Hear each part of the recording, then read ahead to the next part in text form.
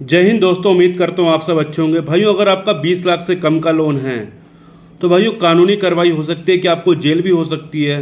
तो भाई इस वीडियो के माध्यम से हम आपको जानकारी देने वाले हैं, क्योंकि बहुत से लोग परेशान हैं लोन की किस्त ना भर पाने की वजह से, और उनके ऊपर प्रेशर बनाया जा रहा है कि आप पेमेंट कर दो, नहीं तो हम आपके ऊपर लीगल की कार्रवाई कर देंगे, आपको जेल भेज देंगे, या फिर हम आपको आपका अकाउंट एनपीए में डाल देंगे, या फिर आपके अकाउंट को राइट ऑफ में डाल देंगे। तो तमाम तरीके से आपके साथ ये सब बातें चल रही होंगी, क्योंकि बहुत से लोग इसमें लोन की किस्त ना भर पाने की वजह से परेशान है। तो भाई अगर आप हमारे चैनल पर पहली बार है तो चैनल को सब्सक्राइब करने के साथ वीडियो को एक लाइक कर देना, जितना हो सके वीडियो को शेयर करना उन लोगों के साथ जो इस समय लोन के ट्रैप में फंसे हुए हैं, लोन की किस्त नहीं भर पा रहे हैं। और भाइयों, हम लोग रोजाना अपने चैनल पर लाइव स्ट्रीमिंग भी करते हैं। लाइव स्ट्रीमिंग के माध्यम से जुड़ने के लिए बेल नोटिफिकेशन ऑन कर लीजिएगा, ताकि जैसे हम लाइव पर आएँ आप तक नोटिफिकेशन पहुंच जाए। और भाइयों, कमेंट में अपने शहर का नाम जरूर बताइएगा, ताकि हम आपको बता सकें आपके शहर में रिकवरी वाले आ सकते हैं या नहीं आ सकते। बाकी कमेंट में मैं अपना नंबर पिन कर दूँगा, किसी भाई की कोई पर्सनल क्वेरी होगी तो कॉल बुकिंग के माध्यम से जुड़ सकते हैं। भाई सबसे पहले हम बात करते हैं, अगर आपका 20 लाख से कम का लोन है तो 20 लाख का लोन कहने का मतलब आपके मल्टीपल लोन हैं। मल्टीपल लोन जैसे आपके 10-15 लोन हो गए, मल्टीपल लोन हो गए, आपके 8-10 आपके क्रेडिट कार्ड हो गए, ऐसे तमाम करते करते आपने 20 लाख तक के लोन ले रखे हैं। एक सिंगल लोन की बात नहीं कर रहा मैं, मल्टीपल लोन की बात कर रहा हूँ। अगर सिंगल लोन है तो उसका भी मैं आगे समझा दूंगा। अगर आपके मल्टीपल लोन है तो वीडियो को पूरा अंत तक देख लीजिएगा, स्टेप बाय स्टेप, ताकि आप कानूनी कार्रवाई से पूरी तरह से बच सके। क्योंकि कानूनी कार्रवाई, देखो बैंक ने पैसा दिया है, बैंक तो पैसा लेकर ही मानेगा। आपका ये नहीं है कभी लोन माफ़ नहीं होता, कभी हमेशा सुन लेना, लोन कभी माफ़ नहीं होता।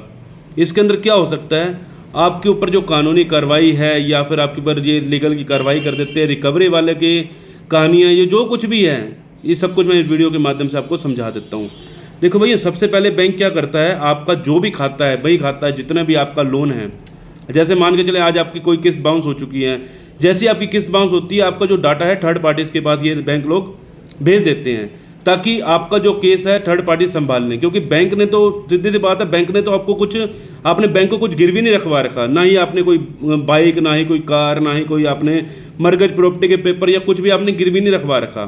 तो बैंक के पास कुछ है तो है नहीं, सिर्फ वो सिर्फ आपने आधार कार्ड दे के, पैन कार्ड दे के आपको लोन दिया, ओटीपी के बेस पर आपको लोन दे दिया, लेकिन बैंक के पास कुछ ऑप्शन नहीं बचा। तो बैंक कुछ ना कुछ तो कार्रवाई करने की सोचेगा। तो क्या करता है, सबसे पहले आपका डाटा थर्ड पार्टी को दे देता है। थर्ड पार्टी का मतलब रिकवरी एजेंट होते हैं, जो एजेंसियों को हायर कर लेते हैं, कि बैंक लोग एजेंसी को हायर कर लेते हैं थर्ड पार्टियों को।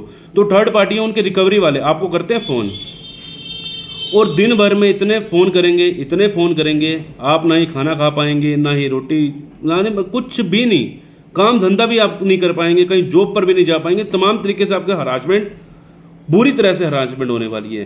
क्योंकि जितने भी थर्ड पार्टीज हैं उनको सिर्फ और सिर्फ कमीशन मिलती है बैंक की तरफ से, कमीशन बेस पर काम करती हैं। जितने उनको कमीशन, जितना वो पैसा निकाल कर देंगे बैंक कंपनी को, उतनी उनको कमीशन मिलती है। ठीक है, वो सिर्फ कमीशन बेस पर ही वो सारा काम कर रहे हैं। अगर आप उनके फ़ोन नहीं उठाते हैं या कुछ करते हैं, या कहीं वो आपके रिलेटिव्स को फ़ोन भी इसी वजह से करते हैं, क्योंकि उनको सिर्फ और सिर्फ पैसा निकाल कर देना है कंपनी को। कंपनी को जब तक पैसा नहीं मिलेगा, कंपनी प्रॉफिट में नहीं आएगी, तो रिकवरी एजेंसी को हायर नहीं करेगी, तो रिकवरी एजेंसी की भी खत्म हो जाएंगी। ठीक है ना, रिकवरी एजेंसी भी ऐसे ही खत्म हो जाएंगी, काफ़ी रिकवरी एजेंसी भी खत्म हो चुकी है इस कारण।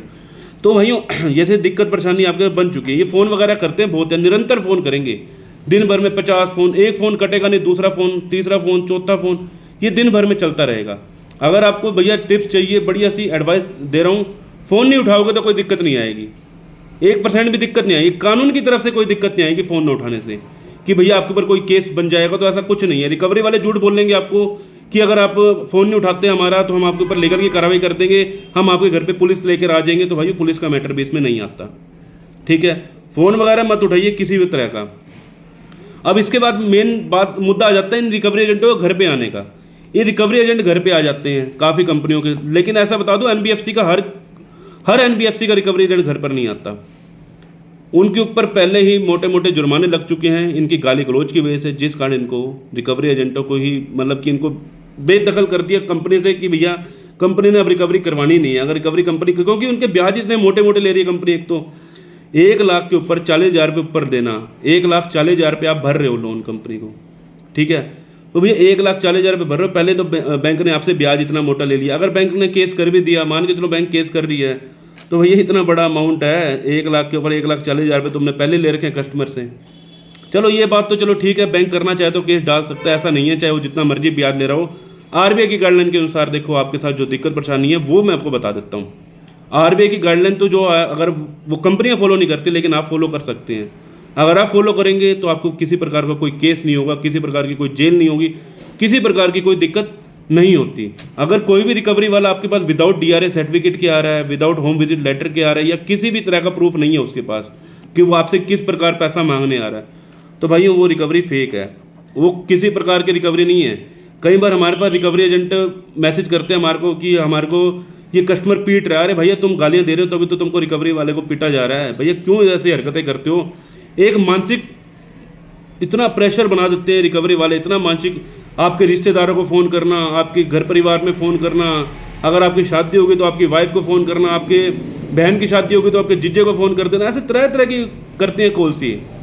ये इन लोगों को नंबर मिल जाता है जब आप कोई भी ऐप डाउनलोड करते हैं ना एनबीएफसी की, आप परमिशन दे देते हैं उनको, परमिशन की वजह से वो सारा का सारा डाटा उनके पास चला जाता है। तो सारी से सारी दिक्कत यहीं तक ये सारा का सारा मुद्दा यही है कि रिकवरी एजेंट है जो परेशान कर रहे हैं आपको, इसके अलावा बैंक कंपनी परेशान नहीं कर रही है आपको, सिर्फ रिकवरी वालों की वजह से आप परेशान हो। ठीक है, अब कर देते हैं केस की बात, कि जो कह रहे हैं ना कानूनी कार्रवाई कर देंगे। रिकवरी एजेंट आपको बोलते हैं अगर आप लोन की किस्त नहीं भरेंगे, कल हम आपके घर पे पुलिस लेकर आ रहे हैं। अब तो पुलिस ही करेगी जो फैसला करेगी। तो भाई और रिकवरी एजेंट तो वैसे भी पुलिस से उनकी फटती है, इनकी रिकवरी वालों की पुलिस से वैसे फटती है। अगर आपने रिकवरी वाले की कंप्लेंट कर दी तो भैया रिकवरी वाले जो हैं उनको भी जेल हो सकती है। ये मत सोचना कि आपको जेल में डाल देंगे, रिकवरी वाले जेल में जाएंगे अगर वो गलत बिहेव करेंगे आपके साथ। ठीक है ना, एक तो आपके साथ उन्होंने टॉर्चर किया, इतना बुरी तरह से टॉर्चर कर रहे हैं, घर पर आके गाली गलौज कर रहे हैं या फिर आपके मोहल्ले में चिल्ला रहे हैं, तो भाई ये एक लीगल प्रोसेस नहीं है। आरबीआई की गाइडलाइन नहीं कहती कि आप घर पे जाके चिल्लाओ, चिल्लम चिल्ली करो या गाली गलौज करो। पैसा निकालना है, तरीके से निकाला जाता है पैसा। ऐसा नहीं है कि तुम गाली गलौज करके पैसा निकाल लोगे। पैसा निकालने का जो तरीका है आरबीआई की गाइडलाइन के अनुसार, सुबह 8 बजे से लेकर शाम को 7 बजे तक रिकवरी वाले घर पर आ सकते हैं। उनके पास डीआरए का सर्टिफिकेट होना चाहिए, उनके पास होम विजिट का लेटर होना चाहिए, उनके पास प्रॉपर आईडी कार्ड होना चाहिए अगर वो पैसे लेने आ रहे हैं। अगर उनके पास कुछ भी नहीं है तो भैया वो रिकवरी नहीं है, वो फेक रिकवरी कर रहे हैं, आपको ठग के जा रहे हैं। कई कई रिकवरी एजेंट तो फेक सेटलमेंट करके चले जाते हैं, आप लोगों को पता भी नहीं चलता। इसलिए कहते हैं रिकवरी एजेंटों से दूर रहो, पैसा देना है बैंक को देना, किसी रिकवरी वाले को पैसा मत देना। जॉब जा चुकी है, बिजनेस में लॉस हो चुका है या तमाम तरीके से कोई भी दिक्कत आपके साथ आ चुकी है। कई लोग तो भैया इतने ज़्यादा प्रेशर में आ चुके हैं इस समय, हद से ज़्यादा। कई लोग तो आत्महत्या का शिकार होने पे उतारू हुए पड़े। कई जगह पर हमने न्यूज़ वगैरह देखते हैं, कई लोग आत्महत्या का शिकार हो जाते हैं। किस वजह से? बैंक तो आपको परेशान, बैंक कुछ नहीं कह रहा, ये रिकवरी वाले कह रहे हैं कि हम आपको ये कर देंगे वो कर देंगे, रिश्तेदारों का फ़ोन वगैरह। भैया देखो, आपके साथ जो दिक्कत परेशानी बनी है, आप अकेले नहीं हो इसके अंदर। ऑल ओवर इंडिया के अंदर मैं कह रहा हूँ 10% लोग ऐसे होंगे, 10 से भी ज़्यादा ही होंगे जो इसमें लोन डिफ़ॉल्ट कर चुके हैं, जिनकी आर्थिक स्थिति कमज़ोर है। हमारे पास दिन भर में कितने फ़ोन आते हैं, इतने कॉल्स आते हैं, हमें पता है कि कितने लोग इस समय लोन डिफ़ॉल्ट कर चुके हैं। लेकिन उनकी कोई ना कोई मजबूरी ही है, आपकी भी कोई ना कोई मजबूरी ही होगी कि आप लोन की किस्त नहीं भर पा रहे हैं। अब मजबूरी का कोई फ़ायदा नहीं उठा सकता आपकी। अब दिक्कत परेशानी यहाँ आ गई, अब आपके ऊपर लीगल की कार्रवाई करेगा बैंक। वो कब करता है बैंक? लीगल की कार्रवाई करता है भाई 92 डेज़ के बाद। उससे पहले रिकवरी वाले कहते हैं आप एक किस्त भर दीजिए, हम आपका सेटलमेंट करवा देंगे, आप एक किस्त करवा दीजिए, हम आपको आगे थोड़ा समय दिलवा देंगे। भाइयों एक किस्त का मतलब आप समझते हैं क्या होता है?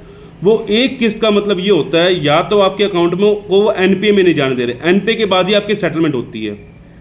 वो आपको आपको झूठ बोलेंगे कि आप एक किस्त कर देंगे, हम अगली बार आपका खाता रिकवरी एजेंट को नहीं देंगे। वो फिर भी देंगे, वो दूसरे रिकवरी एजेंट के पास चला जाएगा आपका खाता।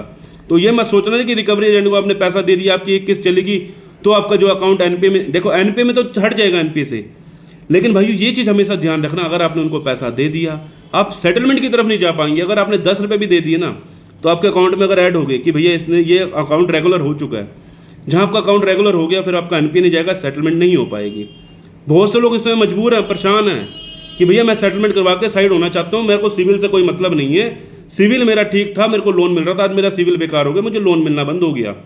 आज क्यों नहीं कंपनी आपको लोन दे रही? कोई भी कंपनी, अब कंपनी कोई लोन तो नहीं दे रही आपको, आप जितना मर्जी ट्राई कर लो, आप परेशान हो। एक तो आप इतना परेशान हो, एक तो डर रहे हैं, ऊपर से और डरा रहे हैं वो लोग। तो भैया डरने घबराने की जरूरत नहीं है। इसके अंदर कोई पुलिस का कोई मैटर नहीं है कि आपको पुलिस उठा कर ले जाएगी, कि आपको घर से उठा कर ले जाएंगे या रिकवरी वाले आपके ऊपर कोई केस वगैरह कर रहे हैं। रिकवरी वाला कुछ नहीं कर सकता भाइयों। जो दिक्कत परेशानी दे सकती है बैंक कंपनी दे सकती है। बैंक कंपनी से निपटने का तरीका मैं बता देता हूँ। बस यही तो समझना कि बैंक से कैसे निपटना है, जो आपके ऊपर केस वगैरह ना हो जाए, कोई दिक्कत परेशानी ना हो जाए, इससे तो आपको निपटना है। रिकवरी वाले से कभी मत डरना भाइयों, हाथ जोड़कर विनती करता हूँ, रिकवरी वाले से कभी मत डरना। भाइयों अगर आप अपने पैसों की सेविंग करना चाहते हो, मैं आपको एक प्रोडक्ट यहाँ पर नीचे टैग कर दूंगा। भाइयों बहुत अच्छा प्रोडक्ट है, अच्छा लगे तो जरूर परचेज करना, नहीं अच्छा लगे तो मार्केट से भी ले सकते हो, कोई दिक्कत वाली बात नहीं है। कोई प्रमोशनल वीडियो नहीं है, क्योंकि बहुत से लोग इसमें पैसों ना होने की वजह से बहुत ज़्यादा परेशान है। अगर प्रोडक्ट अच्छा लगे तो आप ले सकते हैं, नहीं तो मार्केट में भी मिल जाएगा, आपको इसे सस्ता मिल जाएगा, मार्केट से ले लीजिए, कोई दिक्कत वाली बात नहीं है। मनी सेविंग के नाम से प्रोडक्ट आएगा, ठीक है। उसके बाद बैंक क्या करता है, लीगल की कार्रवाई। लीगल की कार्रवाई के बारे में आपको मैं बता देता हूँ, लीगल की कार्रवाई क्या होती है। 92 डेज जैसे ही आपके बीत जाएंगे ना, 92 डेज के बाद आपका अकाउंट चला जाता है एनपीए में। एनपीए का मतलब होता है नॉन परफॉर्मिंग एसेट। इसका मतलब ये है कि बैंक को आपसे किसी प्रकार का लाभ नहीं मिल रहा। जब बैंक को लाभ नहीं मिल रहा तो बैंक अब क्या करेगा, बैंक सबसे पहले आपको भेजता है रिकॉल नोटिस। रिकॉल नोटिस में लिखा होता है, बैंक अपनी तरफ से भेजता है रिकॉल नोटिस, ये कोर्ट की तरफ से नहीं आएगा, जो आपको वकील की तरफ से नहीं आएगा, ये सिर्फ बैंक अपनी तरफ से भेजेगा। रिकॉल नोटिस आपको याद दिलाने की कोशिश कर रहा है कि आप हमारी लोन की किस्त भर दीजिए। अगर आपके पास पैसा नहीं है तो भैया अभी कोई दिक्कत वाली बात नहीं है, आपने बैंक ने आपको बता दिया, ठीक है। उसके बाद बैंक क्या करता है, आपको भेजता है डिमांड नोटिस। डिमांड नोटिस में जैसे आप कोई एग्रीमेंट साइन करते हैं, जब आप कोई भी लोन वगैरह लेते हैं तो आपके डिजिटल सिग्नेचर होते हैं या डिजिटल ओटीपी जाता है तो आपका अकाउंट सेशन होता है, तो उस बेस पर वो आपके ऊपर डिमांड कर सकते हैं कि भैया जो हमने पैसा दिया था मैं वापस करूँ। अगर वो भी नहीं है देने के लिए तो थोड़ा और समय, अभी मैं आपके आगे और बता दूँ क्या करना होगा। उसके बाद बैंक भेजता है आपको आर्बिट्रेशन का नोटिस। आर्बिट्रेशन का नोटिस भैया आपका चाहे क्रेडिट कार्ड है, चाहे आपका कोई एनबीएफसी से लोन है, नॉन बैंकिंग से लोन है या कोई बैंकिंग से लोन है, आर्बिट्रेशन बैंक भेज सकता है। आर्बिट्रेशन में भी क्या होता है भाइयों, मध्यस्थता होती है। मध्यस्थता मतलब बैंक आपसे बातचीत करना चाहता है, बातचीत के बिहाफ से पैसा क्या करना है, पैसों का बता दीजिए, आप सेटलमेंट करवाना चाहते हैं, फोरक्लोज कराना चाहते हैं, क्या करना चाहते हैं, तो आर्बिट्रेटर उनका खुद का ही होता है। अगर आपके पास अपना खुद का कोई भी नहीं है, आप नहीं जा सकते 500 किलोमीटर दूर, कोई जरूरत नहीं है, आप इसके ऊपर ऑब्जेक्शन लगवा सकते हैं। आर्बिट्रेशन के ऊपर ऑब्जेक्शन लग जाती है, एक एडवोकेट के माध्यम से लगवा सकते हैं। उसके बाद बैंक अगर आपकी ईसीएस लग रही है, 25 का केस करती है। 25 का केस क्या होता है, जिसमें 2 साल की जेल, 100% पेनल्टी, और 138 का होता है चेक बाउंस का। सेम टू सेम यही कुछ ही है, जैसे 2 साल की जेल और 100% पेनल्टी दोनों के अंदर होती है। लेकिन हर किसी को क्या जेल हो जाएगी, या हर किसी को अब सेक्शन 25 का नोटिस आ गया या हर किसी को जेल जाना पड़ जाएगा, कानूनी कार्रवाई हो जाएगी, तो ऐसा कुछ नहीं है। इससे निपटने के बहुत सारे कार्य हैं, हर चीज़ संभव है। पहली बात सुन लीजिए, 20 लाख से कम जितने भी लोन होते हैं ना, उस पर कभी डीआरटी लागू नहीं होती।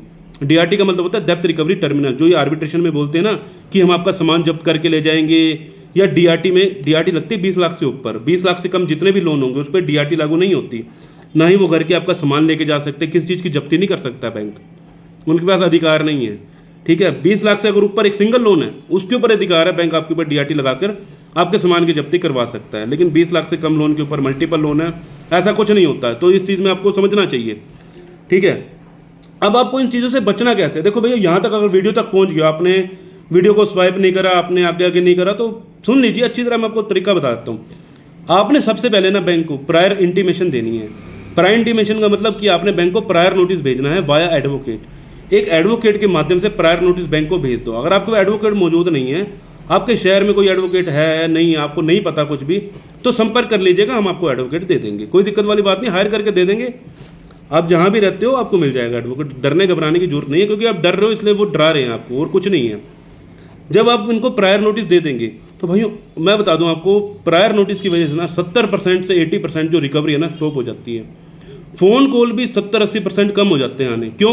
क्योंकि जब बैंक के पास प्रायर इंटीमेशन गया, एक वकील के माध्यम से, वकील की स्टैंप लगी हुई थी, सिग्नेचर थे, सब कुछ था, तो उनको वो फाइल मजबूत करने के लिए अपनी जो फाइल में रखनी पड़ी, वो रखनी पड़ती है उनको, क्योंकि एक लीगल की प्रोसेस में जब वो लीगल की कार्रवाई कर रहे हैं, जब आप उनका लेटर संभाल रहे हैं तो उनको भी आपका लेटर संभाल कर रखना होगा, ठीक है। एक लीगल की तरफ से जाएं तो आपके साथ कोई भी आपका कोई बाल बांका नहीं कर सकता। कल को अगर बैंक मान के चलो 25 या सम्मन आपके पास भेज देता है, क्योंकि बैंक अधिकतर कई बैंक क्या करते हैं, सम्मन भेज देते हैं आपके पास, तीसरे चौथे महीने के बाद आपके पास सम्मन भेज देते हैं। जब आपके पास सम्मन आता है ना, तब आपको कुछ भी नहीं होता, ना ही आपके पास कोई आपका कोई इंटीमेशन लेटर आपने बैंक को बता रखा है, नहीं बता रहा, आप सिर्फ फ़ोन पे बता रहे हो रिकवरी वालों को कि भैया मैंने पैसे नहीं दिए, मेरे पास पैसा नहीं है, मेरी दिक्कत करो।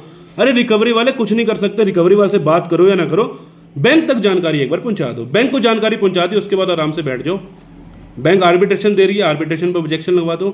आपको सेटलमेंट करनी है तो बैंक सेटलमेंट का ऑफर देगी, फोरक्लोज करना है बैंक फोरक्लोज का ऑप्शन देगी। हर तरह का ऑप्शन अवेलेबल है। ये मत सोचना कि आपने कोई क्राइम कर दिया। ये जो फाइनेंशियल प्रॉब्लम है, इसमें कोई आपने क्राइम नहीं किया। फाइनेंशियल प्रॉब्लम किसी के साथ भी हो सकती है। किसी के घर में आग लग जाती है, किसी को पता थोड़ी ना मेरे घर में आग लग जाएगी, या मेरी जॉब चली जाएगी, या मेरा बिजनेस एकदम से घाटे में चला जाएगा। तो भाई ये सब कुछ अनहोनी चीज़ें हैं, ये सबके साथ हो सकती है, कोई भी व्यक्ति के साथ हो सकती है। भगवान ना करे किसी के साथ हो, लेकिन जिसके साथ दिक्कत हो रही है वो अपना दुख वही जानता है। कोई इसमें रिश्तेदार आपका साथ नहीं देगा। आपको अपनी हक की लड़ाई खुद लड़नी है। कोई दिक्कत परेशानी नहीं है। उम्मीद करता हूँ कुछ समय के बाद जब आपका ये सब कुछ रोड़ा लप्पा जितना भी चल रहा है सारा शांत हो जाएगा, उसके बाद भाइयों आप आराम से एक चैन की ज़िंदगी जियोगे। और भाइयों उम्मीद करता हूँ आपको कभी लोन लेने की जरूरत ही ना पड़े। जब आपको लोन लेने की जरूरत नहीं पड़ेगी ना भाइयों, आप इतना अच्छा कमा के आगे बढ़ जाएंगे। आपको कभी भी पैसों की जरूरत, ऐसे लोन की तो पैसों की जरूरत नहीं पड़ेगी। 40% ब्याज दे के तो आप लोन ले रहे हो, कोई फ़ायदा नहीं ऐसे लोन लेने का भाइयों। अगर लोन लेना भी है तो बैंक से लीजिए। ऐसा कोई NBFC कंपनी से जो भी आप लोन लेते हैं ना, कोई भी फ़ायदा नहीं। आपको 40% ब्याज देना पड़ता है। बैंक थोड़ा कम लेता है ब्याज, लेकिन NBFC बहुत ज़्यादा ब्याज लेती है। उम्मीद करता हूँ आपको जानकारी पसंद आई हो कि मिलते हैं किसी और इन्फॉर्मेटिव वीडियो के साथ। जय हिंद, जय भारत।